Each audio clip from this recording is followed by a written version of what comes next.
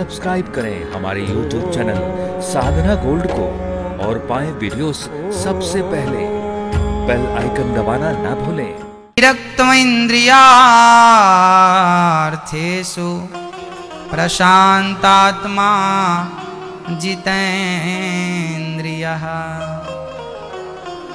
भगवान के एक परम सखा हुए हैं सुदामा। सुदामा जी बहुत गरीब थे। सुदामा जी बहुत गरीब थे, मेरी माँ बहुत गरीब थे, पर उनने कभी भगवान से शिकायत नहीं की कि हमारे पास ये नहीं है, हमारे पास वो नहीं है, हमें ये चाहिए, हमें वो चाहिए। कभी शिकायत नहीं। गरीबी में अपना जीवन गुजार रहे थे सुदामा जी। भगवान का चिंतन नित्य करते थे, भगवान को याद रोज करते थे। घर पे चूल्हा जले या ना जले, बस भगवान को याद करना सुदामा जी नहीं भूलते थे। हाँ, स्वार्थ नहीं था, निस्वार्थ भक्ति थी सुदामा जी की। एक दिन सुदामा जी से सुशीला ने कहा, आज द्वारिकाधीश की आंखों में आंसू आ गए, कन्हैया रो रहे थे। रुक्मणी ने कहा, प्रभु आपको क्या हुआ, आपकी आंखों में आंसू? कहने लगे, क्या बताऊं रुक्मणी, मुझे अपने सुदामा की बड़ी याद आ रही है। 4 दिन से आज घर में चूल्हा नहीं जला, फिर भी उसने हमसे कोई शिकायत नहीं की कि आपने हमें नहीं दिया, हमें ये नहीं दिया। क्या बताएं। रुक्मणी जी हंसने लगी। रुक्मणी, आप हंस क्यों रही हैं?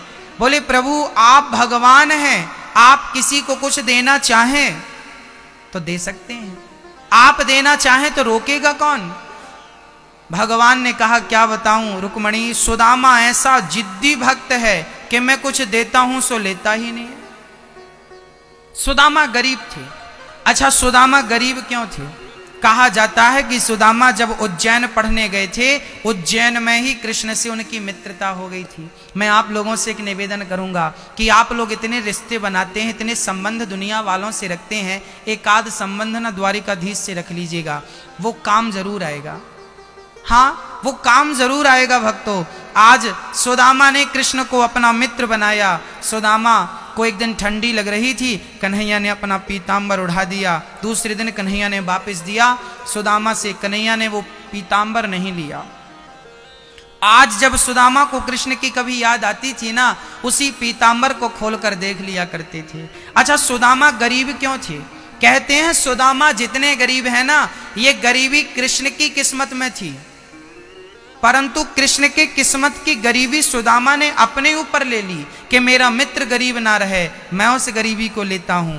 क्या हुआ था कि एक बार जब गुरु के घर पर सुदामा और कृष्ण थे, तब वहां पर सांदीपनी जी के यहाँ एक बूढ़ी माँ उज्जैन महाकाल मंदिर में भीख मांगती थी। एक बूढ़ी माँ, आज दिन भर में उसे भीख में 1 मुट्ठी चने उसे मिले थे। वो चने पोटरी में बांधकर बूढ़ी माँ घर लाई, सोची कल खाऊंगी, आज नहीं खाती।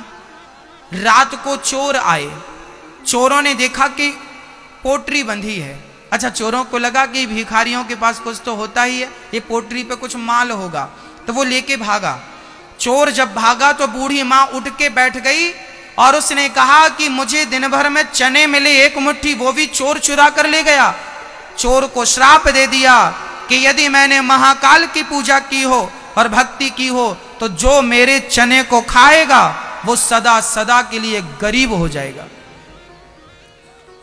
चोर के हाथ से वो पोटरी गिर गई। कहां गिर गई? बोले, सांदीपनी जी के आश्रम में द्वार के सामने गिर गई। सुबह जल्दी सांदीपनी की पत्नी गुरु माता उठकर जा रही थी, तो उन्होंने पोटरी पर चने देखे। उनको लगा कि ये किसी विद्यार्थी के चने गिर गए होंगे, क्योंकि वहां बहुत सारे विद्यार्थी रहा करते थे पढ़ने के लिए। उन विद्यार्थियों में कृष्ण और सुदामा भी थे। संयोग देखना कि वही पोटरी माँ ने संभाल के रखी, और जब आज कृष्ण और सुदामा लकड़ी लेने जंगल जाने लगे, तो वही पोटरी कृष्ण को थमा दिया गुरु माँ ने कि बेटा, जब तुम्हें भूख लगे तो ये चने तुम खा लेना। अब वो चने चूंकि श्रापित चने थे, ये बात सुदामा भली भांति जानते थे, क्योंकि सुदामा कोई साधारण प्राणी नहीं थे। हाँ, विरक्त इंद्रियार्थेषु प्रशांत आत्मा जितेंद्रिया, सब कुछ जानने वाले सुदामा थे। आज वो चने सुदामा ने देखे कि कृष्ण खाएगा, कहीं ये जीवन भर के लिए गरीब ना हो जाए, इसलिए कृष्ण के चने सुदामा खाने लगे।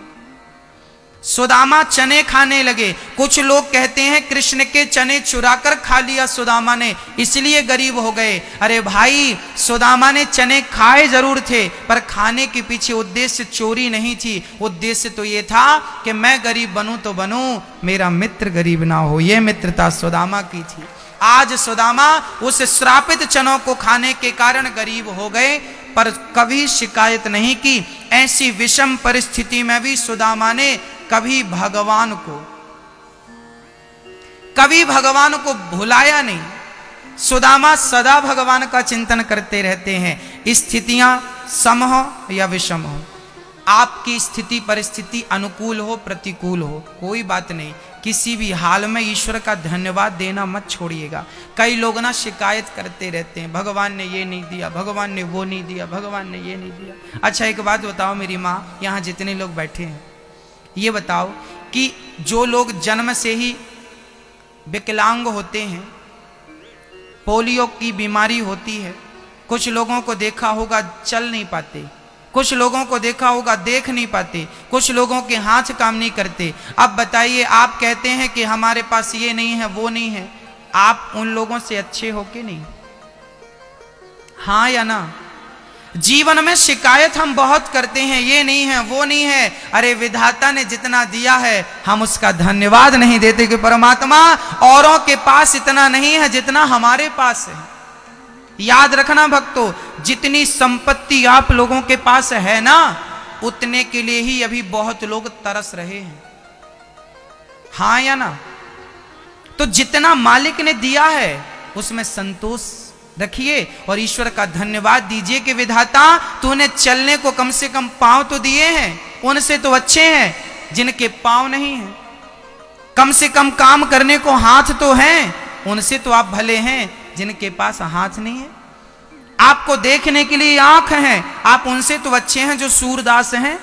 मेरी माँ, ईश्वर का धन्यवाद देना चाहो तो बहुत प्रकार से दिया जा सकता है। और शिकायत तो, इच्छाएं तो बड़े बड़े महाराजाओं की पूरी नहीं भई, आपकी क्या इच्छाएं पूरी हो जाएंगी?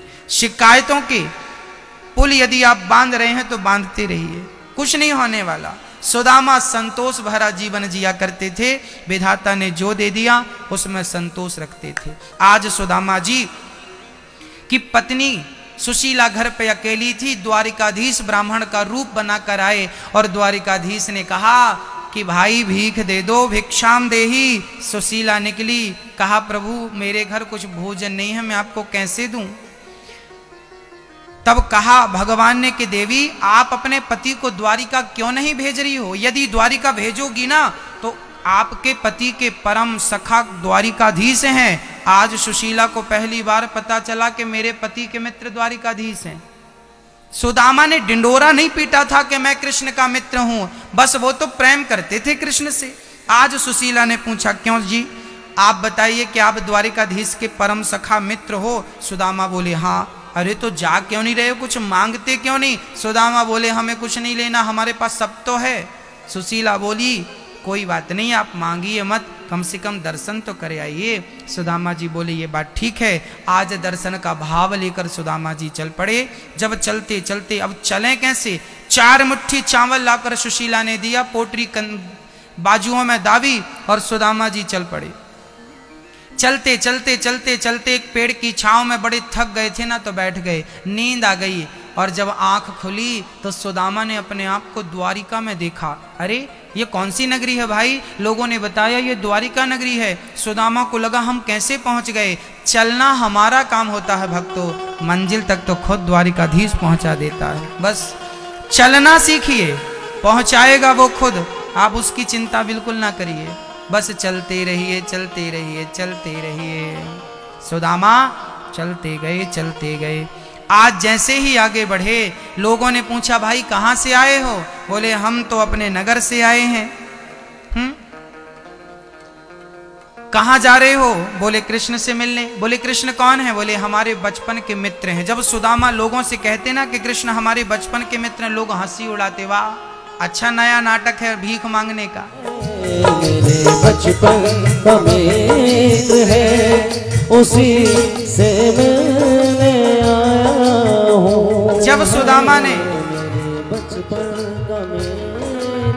मन में भाव रखा, जब द्वारपालों ने दर्शन नहीं कराया, सुदामा को लगा मुझे वापस जाना चाहिए। सुदामा वापस चले गए, परंतु उन्हें लगा इतनी दूर आए हैं तो क्यों ना मिलकर ही चलें। फिर वापस आ गए, फिर अनुनय विनय करने लगे द्वारपालों से, भैया एक बार मुझे कृष्ण से मिला दो। एक द्वारपाल को दया आई और द्वारपाल बोला ठीक है मैं जाता हूँ और कृष्ण को आपका संदेशा सुनाता हूँ। द्वारपाल चल पड़ा और द्वारपाल ने भगवान कृष्ण की ओर प्रस्थान करते हुए कृष्ण के पास जाकर भगवान श्री कृष्ण को प्रणाम करता हूं। सरकार आपकी जय हो।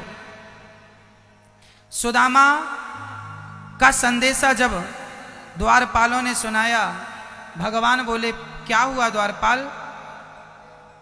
तब द्वारपाल ने कहा शीश पगाना जगा तन में यही जान को आही बसे के ही ग्रामा। धोती फटी सी लटी दुपटी और पायो पासन की नहीं सामा। द्वार खड़ो ध्वज दुर्बल एक रहो चकिसो वसुधा अभिरामा। पूछत दीन दयाल को नाम बतावत आपनो नाम सुदामा। जैसे ही सुदामा नाम सुना द्वारिकाधीश दौड़ पड़े। सुदामा सुदामा मित्र सुदामा। दौड़ करके द्वारिकाधीश ने सुदामा को अपने हृदय से लगा लिया। बोलिए द्वारिकाधीश भगवान की। भगवान ने सुदामा को हृदय से लगाया। मित्र बड़ी दिनों में आए हो, बहुत दिनों में आए हो, इतनी देर क्यों लगा दी तुमने आने में? सुदामा रोने लगे, कहने लगे द्वारिकाधीश देर मैंने नहीं, देर तूने लगा दी। कब से तेरे द्वार पर खड़ा हूं, कोई इतनी लेट आता है क्या? बस कन्हैया तेरा दर्शन हो गया, आज्ञा दो अब मुझे जाने दो। सुदामा जाने लगे। सुदामा जब जाने लगे, सुदामा का हाथ कन्हैया ने पकड़ लिया। मित्र मैं आपको कुछ देना चाहता हूं, आप कुछ लिए बिना कैसे जा सकते हैं? सुदामा ने कहा कि आपने मुझे सब कुछ दे दिया, बचा क्या? सुदामा से जब पूछा गया कि मैंने तुझे क्या दिया, तब कह दिया सुदामा ने द्वारिकाधीश पूरी दुनिया के सामने आपने अपने हृदय से मुझे लगाकर, गले से लगाकर जो मेरा मान सम्मान बढ़ाया है, वही मेरी सबसे बड़ी दौलत है, वही मेरी सबसे बड़ी दौलत है। हाँ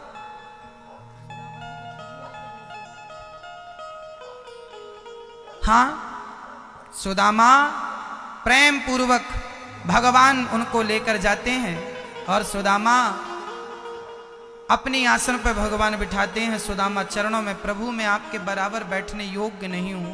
तब भगवान जबरदस्ती सुदामा को अपनी आसन पर बिठाते हैं, पर सुदामा कहाँ मानने वाले। अब सुदामा जी आसन को ग्रहण करते हैं और भगवान ने रुक्मणी से कहा रुक्मणी जल्दी से जाओ, जल्दी से जाओ और जल लेकर आओ, मैं अपने मित्र के चरण पखारना चाहता हूं। क्या हुआ? यार की हालत देखी, उसकी हालत पे रोया। यार के आगे अपनी शान शौकत पे रोया। ऐसे तड़पा तड़प क्षमा परवाना के लिए, ऐसे तड़पा तड़प क्षमा परवाना के लिए। कन्हैया उतना रोया रोया है सुदामा के लिए, जितना राधा रानी रोई कान्हा के लिए। जितना राधा रानी रोई कान्हा के लिए, कन्हैया उतना रोया रोया है सुदामा के लिए। कन्हैया उतना रोया रोया सुदामा के लिए। पाँव के छाले देखे तो आंख भर भर के रोया, और अपने बचपन को याद कर कर के रोया। आंसू थे भर पाई बस हर जाना के लिए। आंसू थे भर पाई बस हर जाना के लिए। कन्हैया उतना रोया रोया है सुदामा के लिए। आज जगत के पालनहार अपने आसन पर सुदामा को, उस सुदामा को जिसके पास खाने को रोटियां नहीं थी, उसको इतना आदर, इतना सम्मान। भक्तों, प्रेम का सही मूल्य कौन चुका सकता है? दृश्य देख लीजिए, यही प्रेम का मूल्य है। दुनिया वालों से प्रेम करोगे ना, वो प्रेम का कोई मूल्य नहीं देंगे। आप किसी के साथ लाख अच्छाई करो और एक गलती आपसे हो जाए तो दुनिया के लोग लाख अच्छाई भुलाकर एक गलती को याद रखते हैं। पर मेरा कन्हैया, तुम लाख बुराई करना, एक अच्छाई तुमसे हो जाए तो मेरा कन्हैया लाखों बुराइयों को भुलाकर एक अच्छाई को याद रखता है कि मेरे भक्त ने एक अच्छाई की है। सुदामा रो रहे हैं। देख सुदामा की दीन दशा, करुणा करके करुणा निधि रोए। पानी परात को हाथ छुओ नहीं, नैनन के जल से पग धोए।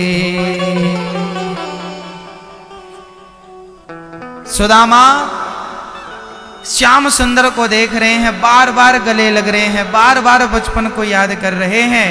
तभी कन्हैया ने कहा, मित्र मेरी भाभी ने क्या भेजा है? पोटरी छिपाने लगे। लाला कछु ना भेजो। छीन ली भगवान ने पोटरी, और भगवान ने छीन कर वो चावल से भरी पोटरी जब खोल कर देखी तो 4 मुट्ठी चावल 4 घर से मांगकर सुशीला ने कृष्ण के लिए चने चावल रखे हैं। जब भगवान ने पोटरी खोली, पहली मुट्ठी चावल देखा, गदगद हो गए। वाह मेरे मित्र, मेरे लिए इतना बढ़िया कुछ लेकर आए हो। पहली मुट्ठी चावल भगवान ने भर ली, और चावल भरकर प्रेम से भगवान ने पहली मुट्ठी चावल ग्रहण कर लिया। वाह मित्र, कितने स्वादिष्ट हैं। दूसरी मुट्ठी चावल भरी और दूसरी मुट्ठी चावल भगवान ने ग्रहण किया। अब तीसरी मुट्ठी जब भर के खाने लगे, रुक्मणी जी ने हाथ पकड़ लिया, सरकार सब कुछ खा लेंगे, हमारे लिए प्रसाद तो छोड़ो। भगवान ने पूरा समर्पित कर दिया, ये लो तुम बांट के खा लेना। ऐसी मित्रता, ऐसा प्रेम। बहुत दिन तक सुदामा रुके, बड़ा प्रेम हुआ। अब सुदामा आज्ञा मांग रहे हैं, सरकार उसके आने पे रोया, उसके जाने पे रोया। हो के गद गद चावल के दाने दाने पे रोया। बनवारी वो रोए उठा याराना के लिए। बनवारी वो रो उठा याराना के लिए। कन्हैया उतना रोया रोया है सुदामा के लिए, जितना राधा रानी रोई कान्हा के लिए। जितना राधा रानी रोई कान्हा के लिए, कन्हैया उतना रोया रोया है सुदामा के लिए। बोलिए भक्तवत्सल भगवान की। बहुत दिनों तक सुदामा जी रहे, भगवान ने बड़ा आदर सत्कार किया, विश्वकर्मा को बुलाया और 2 मुट्ठी चावल के बदले सुदामा के लिए 2 लोकों की संपत्ति लुटा दी। भक्तों, इतना सा लेकर इतना कुछ देने की ताकत कोई रखता है तो केवल द्वारिकाधीश रखता है। 2 लोकों का मालिक बना दिया। सुदामा जी जब घर गए, उन्होंने बढ़िया ठाट वाट महल देखे। सुशीला से कहा, देवी इतना धन कहाँ से आया? सुशीला ने कहा, प्रभु भगवान ने दिया। हे प्रभु, तुझे देते नहीं देखा, पर झोलियां तो भरी देखी। बस भक्तों, सुदामा